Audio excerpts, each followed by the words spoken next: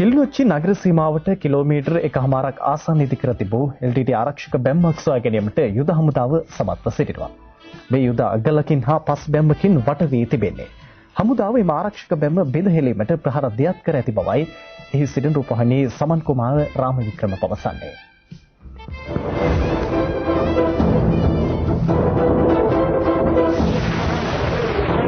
වන්නේ මේ බටපිලිස් වලට කිලිනොච්චියට කිලෝමීටර් 1.5ක් පමණ මෑතින් LTT සකස් කළ මහා පරිමාණ යුද අගලක් හා පස් බැම්මක් හමු වී තිබෙනවා. මෙයද පූර්ණරින් දෙසට වන නාච්‍ය කුඩා අක්කරායන් කුලම් LTTE ආරක්ෂක බැම්ම තරම්ම විශාල වූවක් බවයි හමුදාව පවසන්නේ. කිලිනොච්චිය වටකොට ඉදිකර ඇති LTTE අවසන් ආරක්ෂක බැම්ම මෙය විය හැකි බවයි හමුදාවේ විශ්වාසය. හමුදාව කිලිනොච්චි නගරයට ඇතුල් විය යුත්තේ මෙය බිඳහෙළමින්. මේ දැක්වෙන්නේ ඉකුද්දා යුද හමුදාව බිඳහෙළූ නාච්‍ය කුඩා අක්කරායන් කුලම් ආරක්ෂක බැම්මයි. මාසයකට අධික කාලයක් මෙම LTTE ආරක්ෂක බැම්ම බිඳහෙළීමට හමුදාව සටන් කළා. තවත් එහි අවසන් කොටස ඉතිරිව තිබෙනවා. කිලිනොච්චි ආරක්ෂක බැම්ම බිඳහෙළීමට දැන් සටන් ඇවිලී තිබෙනවා. නාච්‍ය කුඩා අක්කරායන් කුලම් ආරක්ෂක බැම්මේ අවසන් කොටසේ බංකර විනාශ කිරීමේ මෙහෙයුමද දැන් ක්‍රියාත්මකයි. LTTE මේ ප්‍රදේශවල ඉතා දැඩි ලෙස බිම්බෝම්බ හා මර උගුල්ද අටවා තිබෙනවා. නාච්‍ය කුඩා අක්කරායන් කුලම් ආරක්ෂක බැම්මේ බිඳහෙළූ කොටසේ සිට කිලෝමීටර් 3ක් පමණ පූර්ණරින් ඒ 32 මාර්ගය දෙසට යුද හමුදා බටපිරිස් ගමන් කර තිබෙනවා. ඉකුත් පැය 24 තුල පූර්ණරින් දෙසට මෙන්ම කිලිනොච්චි දෙසට ඉතා දරුණු ගැටුම් පැවතියා.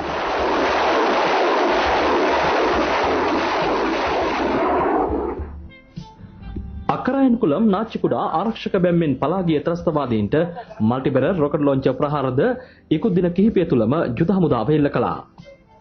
අද පාබල සේනාංකවලට හමු වූ එම ප්‍රහාරවලට ලක් වූ ස්ථානයක් මේ. පාබල සේනාංකවලට ඉදිරියට යාමට මල්ටිබැරර් රොකට් ලොන්චර් වැනි ප්‍රබල ආධාරක වෙඩි බලයක් ලබා දෙනවා.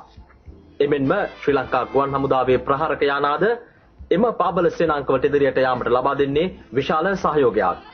රූපවාහිනී සමන් කුමාර රාමවික්‍රම කිලිනොච්චි ඉදිරි ආරක්ෂක වළල්ලේ සිට.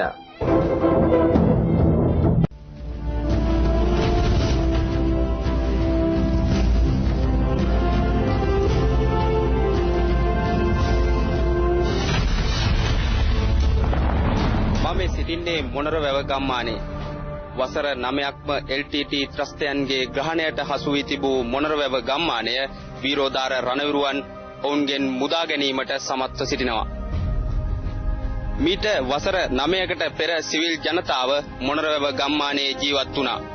LTT ත්‍රස්තයන්ගේ ම්ලේච්ඡ ක්‍රියා හේතුවෙන් එම සාමාන්‍ය ජනතාවට මින් පලා යාමටයි සිදු වුණේ. ඒ අනුව මොනරවැව ගම්මානය ඊයේ දිනේ සම්පූර්ණයෙන්ම LTT ත්‍රස්තයන්ගෙන් මුදා ගැනීමට වීරෝදාර රණවිරුවන්ට හැකි වුණා. වැලිඔය ප්‍රදේශ මූලස්ථානයේ යටතේ 223 වෙනි බලසේනාවේ 15 වන සිංහ රෙජිමේන්තුවේ රණවිරුවන් මෙම මෙහෙයුම් ක්‍රියාත්මක කළේ. ඒ 59 වන සේනාංකයේ මෙහෙයුම් වලට ප්‍රතිසහාය ලබා දෙමින්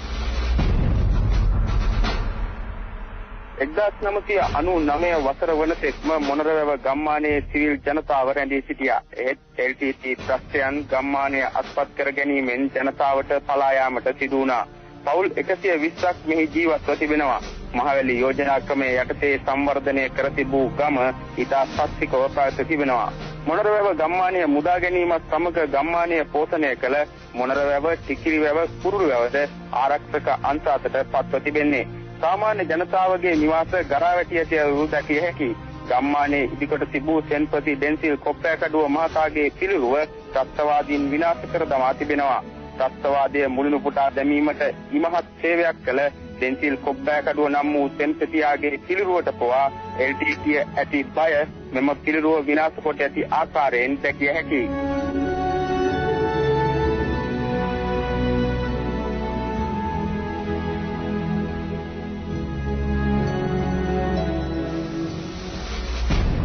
මොනරවැව ගම්මානය මුදා ගැනීමෙන් ඇතැවැටුවව, සම්පත්නුවර, නිකවැව, රණබාහුපුර යන ගම්මානවල ආරක්ෂාව තවදුරටත් තහවුරු වනවා. මීට කලකට පෙර ඇතැවැටුවව විද්‍යාලයට හා ගමට LTT කාලතුවක්කු ප්‍රහාර එල්ල කළා. ඒ මොනරවැව ප්‍රදේශයේ සිට. ඒ අනුව එම තර්ජනයද මුළුමනින්ම අවසන් කිරීමට ආරක්ෂක හමුදාවට ඊයේ දිනේදී හැකි වුණේ මෙම ප්‍රදේශයේ බලය සම්පූර්ණයෙන්ම තහවුරු කර ගැනීමෙන්.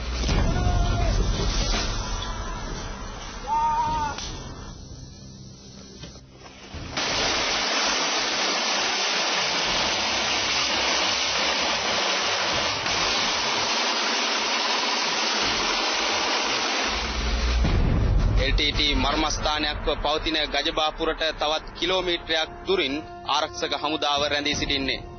සියලු ප්‍රදේශයන් තුලින් LTT ත්‍රස්තවාදීන් මේ වන විටත් කොටු වී අවසන්.